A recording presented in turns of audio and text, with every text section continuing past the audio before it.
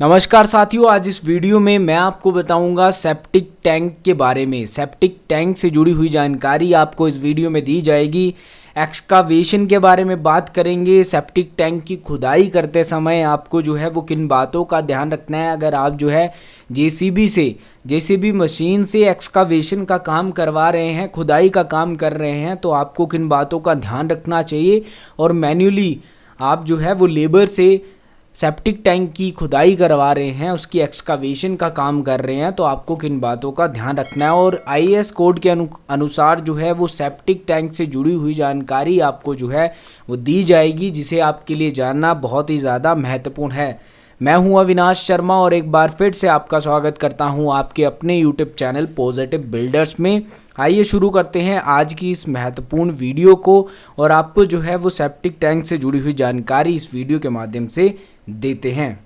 सबसे पहले बात करेंगे, अगर आप जो है वो जेसीबी मशीन से या फिर आप जो है वो मैन्युअली लेबर से जो है खुदाई का काम करवा रहे हैं, सेप्टिक टैंक की एक्सकावेशन का काम कर रहे हैं, अगर आपके सेप्टिक टैंक के आसपास कोई रोड है या फिर साथ लगती कोई बिल्डिंग है, तो आप उस बिल्डिंग से 2.5 से 3 फीट का सेटबैक प्रोवाइड करें, ताकि प्रॉपर्टी को, जो आपकी बिल्डिंग है, जो बिल्डिंग का स्ट्रक्चर है, उसे किसी भी तरह का कोई भी डैमेज ना हो, या फिर आपका जो रोड है उसमें जो है वो किसी भी तरह का डैमेज ना हो, जिससे आपको इन फ्यूचर परेशानी हो। तो आपको 2.5 से 3 फीट जो है वो सेटबैक प्रोवाइड करना है, जहाँ पर भी आप जो है वो सेप्टिक टैंक बना रहे हैं और उसके आसपास किसी भी तरह की कोई भी बिल्डिंग है, स्ट्रक्चर है, रोड है या फिर कोई भी प्रॉपर्टी है।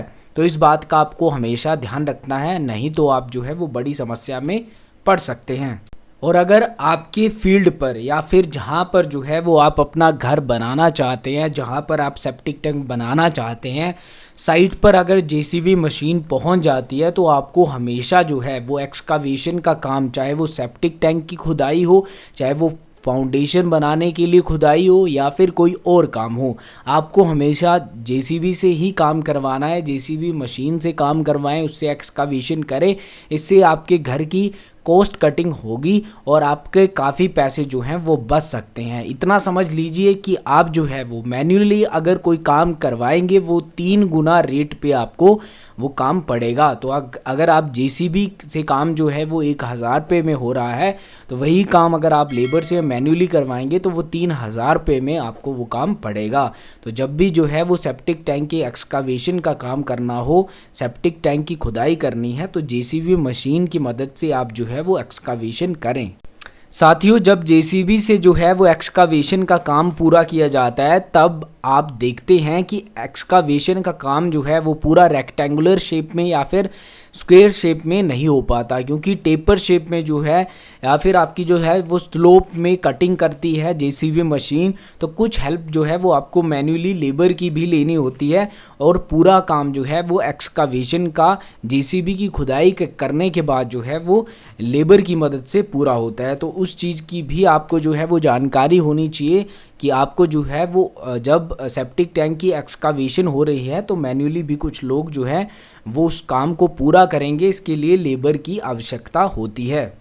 अब हम बात करेंगे as per IAS code 2470.1 1985 code के अनुसार हमें किस प्रकार की जानकारी जो है वो सेप्टिक टैंक से जुड़ी हुई दी गई है, और जिसकी जानकारी आपको भी होना बहुत ही ज़्यादा ज़रूरी है। अगर आप अपने लिए घर बना रहे हैं, किसी तरह की कोई बिल्डिंग बना रहे हैं जहां पर सेप्टिक टैंक बनाने की या फिर सेप्टिक टैंक की आवश्यकता है। सबसे पहले बात करेंगे मिनिमम लेंथ की। अगर कोई सेप्टिक टैंक आप बना रहे हैं, उसकी मिनिमम लेंथ जो है वो 750 mm होनी चाहिए, इससे कम जो है वो नहीं होनी चाहिए।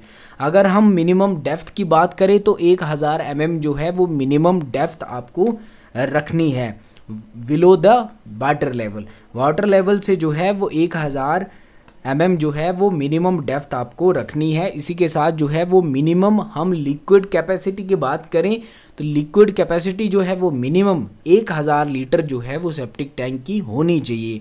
अब बात करेंगे, देखिए टैंक जो है वो डिज़ाइन किया जाता है, जो आपका सेप्टिक टैंक है वो डिज़ाइन किया जाता है according to number of user. आपके पूरी बिल्डिंग में कितने लोग हैं या फिर जो है वो कितने यूज़र हैं जो सेप्टिक टैंक को यूज़ करेंगे, तो नंबर ऑफ़ यूज़र के हिसाब से जो है वो सेप्टिक टैंक के साइज़ को या फिर सेप्टिक टैंक को डिज़ाइन किया जाता है। तो अगर हम बात करें पर पर्सन वाटर डिमांड की, तो अप्रोक्स जो है वो इंडियन स्टैंडर्ड कोड के अनुसार 200 लीटर जो है वो फुल सिस्टम के लिए, पूरे सिस्टम के लिए फॉर फुली सिस्टम 200 लीटर की जो है वो डिमांड होती है एक पर्सन की, according to IS code. Concrete septic tank की बात करें, बहुत तरह के जो है वो सेप्टिक टैंक होते हैं। कंक्रीट सेप्टिक टैंक होता है, उसके बाद जो है वो स्टील सेप्टिक टैंक होते हैं, जिन्हें बाद में आप जो है वो अंडरग्राउंड जो है वो इंस्टॉल कर सकते हैं। उसके बाद जो है वो प्लास्टिक के और फाइबर के जो है वो सेप्टिक टैंक जो हैं वो होते हैं। लेकिन ज़्यादातर जो है वो इंडिया में या फिर ज़्यादातर घरों में जो है वो कंक्रीट से बने हुए सेप्टिक टैंक या फिर आरआर ब्रिक मशीनरी से या फिर आपकी स्टोन मशीनरी से जो आपके सेप्टिक टैंक बनाए जाते हैं वो ज़्यादातर जो है वो बनाए जाते हैं। आज हम बात करेंगे कंक्रीट सेप्टिक टैंक के बारे में। देखिए, जो लाइफ स्पैन है वो ज़्यादा है, लेकिन जो है वो ये ज़्यादा कॉस्टली भी हैं, तो इस बात का आपको ध्यान रखना है। लेकिन कंक्रीट जो सेप्टिक टैंक है उसकी स्ट्रेंथ भी ज़्यादा है और लाइफ स्पैन भी ज़्यादा है। और आज हम बात करने ही जा रहे हैं कंक्रीट सेप्टिक टैंक के बारे में। तो देखिए, जब भी आप कंक्रीट सेप्टिक टैंक बनाएं, आपको जो है वो एक्सकावेशन करते समय जो बातें मैंने आपको बताई उनका हमेशा ध्यान रखना है, और जो चीज़ें एज़ पर आईएस कोड दी गई हैं या फिर जो जानकारी मैंने आपको दी है एज़ पर आईएस कोड 2470.1 1985 में आप देख सकते हैं, वहाँ पर भी आपको जो है वो minimum length, minimum depth, minimum liquid capacity क्या होनी चाहिए, तो इसके बारे में भी जानकारी मैंने आपको दी है। अगर आज की जानकारी आपको अच्छी लगी हो तो पॉजिटिव बिल्डर यूट्यूब चैनल को जो है वो सब्सक्राइब कर दीजिए, बेल आइकन को प्रेस कर दें ताकि इस तरह की महत्वपूर्ण वीडियो और जानकारी आपको समय पर मिलती रहे। आज की वीडियो में इतना ही, मिलते हैं नेक्स्ट वीडियो में, तब तक के लिए बाय, आपका दिन शुभ हो, धन्यवाद।